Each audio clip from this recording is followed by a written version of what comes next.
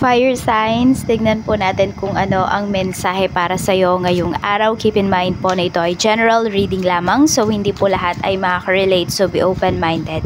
Sa mga hindi pa po nakasubscribe dito sa ating channel, please subscribe na po kayo and palike na din po ng ating video. At sa mga nice pong mag-avail ng ating private readings, Lucky Stones and Amulet, makikita nyo po yung link sa description box below. Tarot Intentions by Aliana Reyes. Okay, tignan po natin kung ano ang mensahe para sa'yo. Mensahe natin, Spirit Guide, we have mistakes. Pwedeng nami-misunderstood kayo ngayon.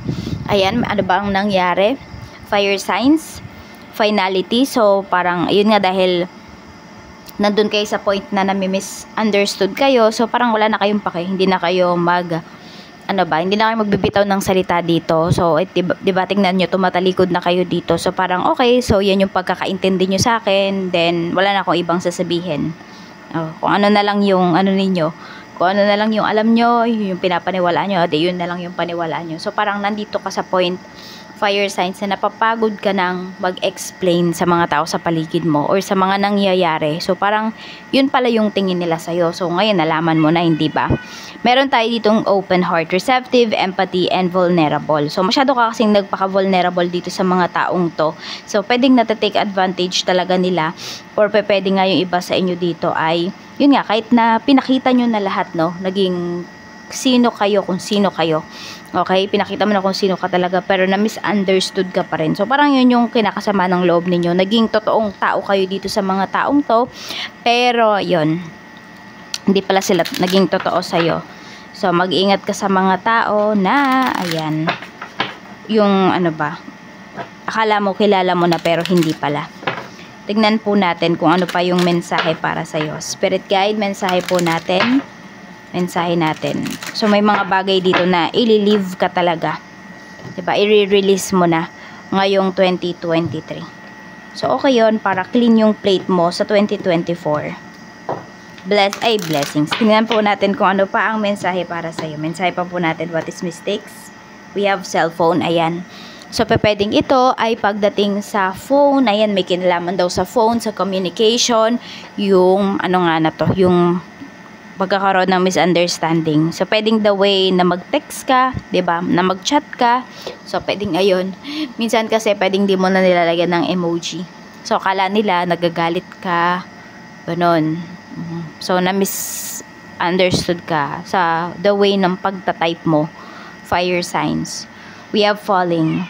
Ayan, drop into the end, a deep end of your soul. Yan po. So, pwedeng ito, kasi we have leave behind eh. So, parang hahayaan mo na kung ano ba yung nafe-feel mo towards sa isang tao. Parang doon na siya. Kung ano man yun, yun na yun. Diba? Hindi mo na kailangang ipaliwanag. At hindi mo na rin kailangang kontrahin yung sarili mo. Kasi yung iba sa inyo, parang meron kayong nilalabanan dito na feelings. Okay, tignan natin. Mayroon tayo ditong music.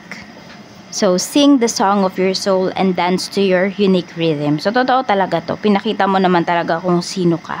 Ayan, sabi natin, it's either magustuhan ka ng tao na yon or hindi, okay lang sa'yo. So, tignan natin. So, ikaw, hindi ka na nagiging people pleaser. Yun yung nakikita ko sa'yo. So, hindi ka na nag-chase. Ayan, yan din yung iwasan ninyo na maghabol. 'Di ba? Or na mag-beg ng attention towards sa ibang tao. Tignan natin. So, hindi naman kayo yan, fire sign. Siguro, dumating din kayo sa point na yun. Kasi, syempre, kung mahal nyo yung tao or mahalaga sa inyo yung isang tao. Pero, ngayon, ayan, bahala na kayo. Parang ganyan yung mo ngayon yung motto mo. Bahala kayo kung magugustuhan nyo ako or hindi. Tignan natin kung ano pa ang mensahe para sa'yo. Spirit Guide, kamusta po? Kamusta po ang work ni fire signs ngayon? Tignan natin. Spirit Guide, mayroon tayo ditong 4 of Cups. So, naiinip kayo. Yung iba sa inyo, parang nagdadalawang isip pa nga kayo nung una na kung papasok ba kayo ngayong araw na ito or itutuloy-tuloy nyo na hanggang 31. We have Queen of Pentacles pero naisip ninyo ay madami palang bayarin. 5 of Wands, ayan. So, alam mo yun, kapag hindi ka pumasok sa work, pwedeng ikaw din naman yung problema dito. Tapos yun, parang, yes, nakaka-board sa work, pero parang marami pang kailangang mga tapusin talaga. So, meron at meron talagang gawain. Ayan, tsaka yung mga kasamahan mo kasi very competitive sila. Tingnan natin, ano pa yung mensahe pagdating sa negosyo. 5 of Cups. Okay, may panghihinayang kayo dito pagdating naman sa negosyo. Ayan po. Meron bang mga nasayang dito na mga ano ninyo, mga products po ninyo, hindi kinuha, nung mga nagpa-reserve, ganyan, hindi inaccept nung dineliver. So, nalulungkot yung iba sa inyo. We have Wheel of Fortune. Kasi pwedeng ito lang yung chance ninyo nung Christmas ba na makabawi. Pero ayan, yan pa yung ginawa. We have Temperance. Okay, so parang meron kayong mga hinihintay pala dito. So, merong mga hindi dumating. Yun yung pinapakita dito. So, pwedeng mga supplies nyo po yan, mga in-order ninyo. So, pwedeng na-delay siya. Yan, so medyo nagka-problema yung iba sa inyo pagdating sa business. Pero yung iba naman po sa inyo, ayan. Yung lahat naman ng panghihinayang ninyo is napalitan naman po yan ng saya. So, meron dito naka-recover naman po talaga kayo pagdating sa inyong mga losses nitong mga nakarang months dito sa inyong business. So, nakakota kayo in short. Tignan po natin. Ayan, siguro nagbibilang na yung iba sa inyo ngayon kung magkano ba yung kinita ninyo. Check natin, Spirit Guide, pagdating naman sa kaperahan, energy. We have Knight of Cups. So, pwedeng meron dito, tutulong kasi sa'yo. May energy of pagtulong dito. So, pwedeng kung hindi naman ikaw yung tutulungan, ikaw yung tutulong dito, fire signs ngayong araw. So, maganda yung energy na ito. Kasi, ayan, pagdating naman sa mga single, we have Queen of Wands. So, maraming nagkaka-crush sa'yo dito, maraming attracted sa'yo. Ayan, iba nga sa inyo, pwedeng na-misunderstood nga kayo Kunwari, kayo ay lalaki, tas sobrang maporma kayo or sobrang maayos ninyo, sobrang maselan yung iba sa inyo. So, ayun, na ano kayo na, you know, yung gender ninyo, pwedeng naki-question dahil sa sobrang linis ninyo, fire signs. So, tignan natin kung ano pa ang mensahe. Basta, ayan, pero madami pong na-attract sa inyo, napapansin kayo ngayon.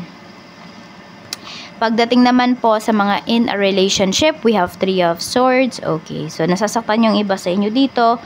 Ayan, heartbroken yung lumalabas dito, malungkot kayo. Pwedeng ano ba, hindi ba kayo okay ng person mo? Ayan, nung Pasko. Oo, or hanggang ngayon.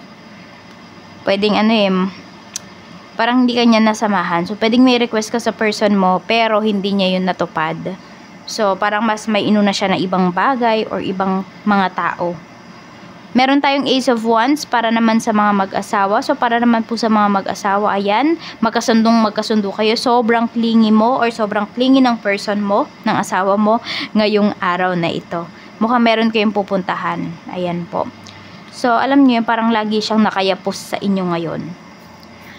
At tignan natin, ano ba yung mensahe? Spirit Guide, mensahe po natin. Ano pa po ang mensahe natin? For fire signs, mayroon tayo ditong you were the best thing in my life. Ayan. So, moron ito, pagdating sa asawa, ayan po. Inyo, iba naman sa inyo kung single mom, single dad kayo, ayan, mga anak po ninyo. Itong sinasabihan ninyo na sila talaga yung pinakamagandang nangyari sa buhay po ninyo. Okay, advice pa po natin, Spirit Guide.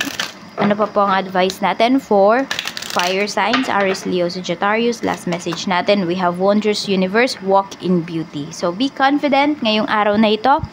Fire signs, dahil marami pa kayong ma-achieve. Ayan po. So, tuloy-tuloy lang ang buhay. Ayan po. So, balance nyo din yung inyong oras ngayong araw na ito. At, ayan po, huwag nyo kalimutan talaga na ayan, mag-ayos, okay? Hindi to para, mang-akit ng ibang tao or whatever. Hindi mo to ginagawa para sa ibang tao. Gagawin mo to para sa iyong sarili. Para ma-lift pa yung confidence mo.